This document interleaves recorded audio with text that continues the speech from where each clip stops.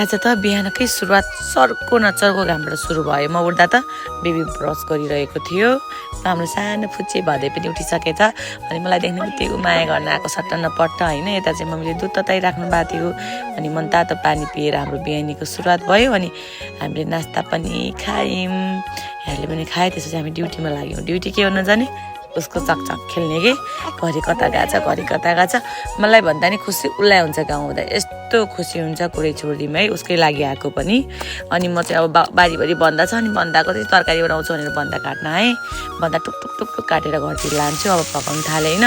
हजुरहरूलाई नि बन्दा चाहिएछ भने भन्नु है, एकदमै सस्तो, 20 रुपियाँ केजीमा, 30 रुपियाँ केजीमा पाउनुहुन्छ। हजुरहरूले पनि चाहिन्छ बनाउन। अनि त्यसपछि हामीले चाहिँ अनि तोरी कलेक्सन गरेर थ्रेसरमा हाल्यौँ। यो चाहिँ घरकै थ्रेसर हो, तोरी पनि गराइदिन्छ यसले चाहिँ होइन, गहुँ मात्रै नभएर अनि मसुरो जम्मै गराउँछ होइन।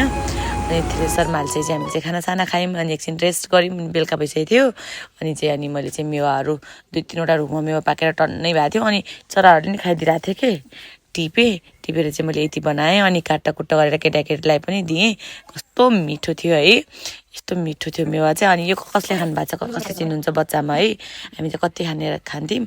त्यसपछि गुँ काट्ने काम थियो, गुँ काट्नेलाई पानी लगाएर दिएर आयौँ। सक्यो आजको त, अरू